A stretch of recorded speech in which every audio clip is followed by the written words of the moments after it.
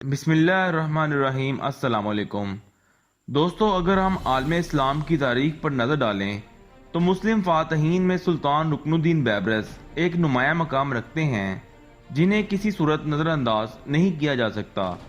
یہ وہ پہلے مسلمان سلطان تھے جنہوں نے کئی دہائیوں تک ناقابل شکست رہنے والے منگولوں کو 1260 عیسوی میں عین جالوت میں عبرتناک شکست دی۔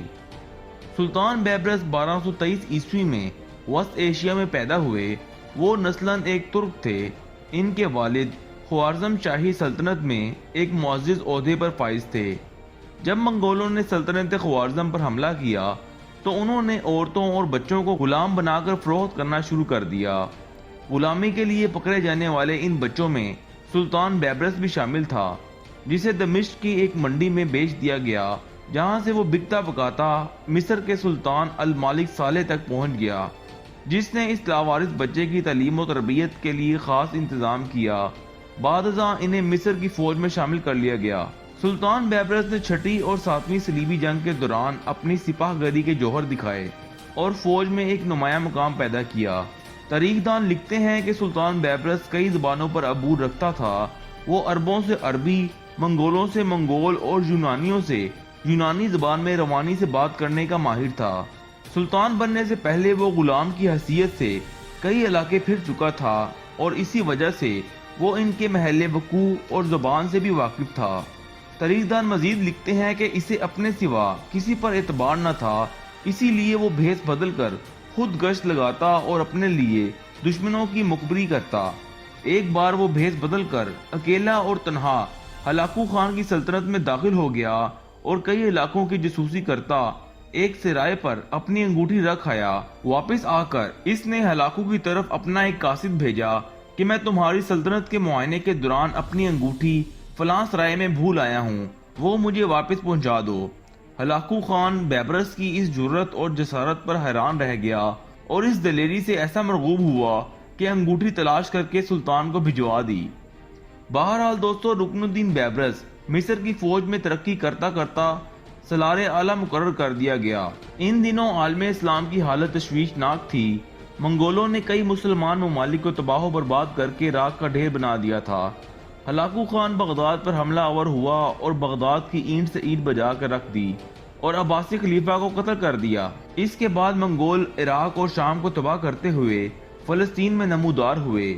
فلسطین میں اپنے قدم جمانے کے بعد اب ان کی نگاہیں مصر پر تھیں۔ ہلاکو خان ابھی مصر پر حملے کی تیاری کر ہی رہا تھا کہ اسے اطلاع ملی کہ اس کا بھائی اور منگولوں کا خاقان اعظم مانگو خان کی موت واقع ہو گئی ہے، لہذا اس کا جانشین نامزد کرنے کے لیے اسے اپنے آبائی علاقے واپس طلب کر لیا گیا ہے۔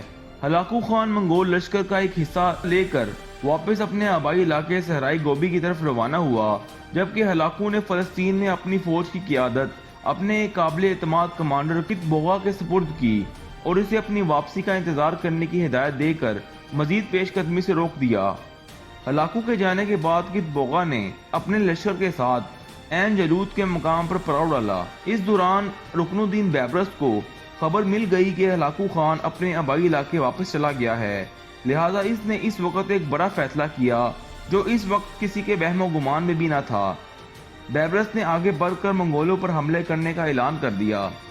وقت کی ناقابل شکست اور بڑی طاقت پر حملے کو بعض لوگوں نے پاگل پن قرار دیا، لیکن بیبرس نے زور و شور سے منگولوں پر حملے کے لیے اپنی فوج کی تیاری شروع کر دی اور آخر کار 1260 عیسوی میں وہ برق رفتاری سے فلسطین میں داخل ہو کر عین جالوت میں منگولوں کے سامنے پہنچ گیا۔ منگول بیبرس کی اس جرأت امیز حملے پر حیران رہ گئے۔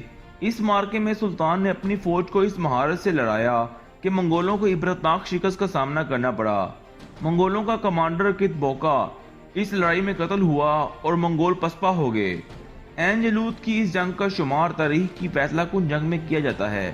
اگر اس جنگ میں مسلمانوں کو شکست ہو جاتی تو منگولوں کے لیے مسلمانوں کے مقدس مقامات تک پہنچنا کوئی مشکل کام نہ رہتا۔ اسی جنگ سے واپسی پر مصر کے سلطان سیف الدین قطز چند باغیوں کے ہاتھوں ہلاک ہو گیا اور رکن الدین بیبرس جو مصر کی فوج کا سالار اعلیٰ تھا، اسے مصر کا نیا حکمران منتخب کر لیا گیا۔ تاریخ دانوں کے مطابق سلطان بیبرس نے اپنی حکومت کے ابتدائی 5 سالوں میں منگولوں کو پے در پے شکستیں دیں اور ان کی کمر توڑ کے رکھ دی۔ دوستو عین جلود کے بعد کیا ہوا، ہلاکو خان کا رد عمل کیا تھا، اس سے آگے کی تاریخ انشاءاللہ ہماری اگلی ویڈیو میں ملاحظہ کیجیے گا۔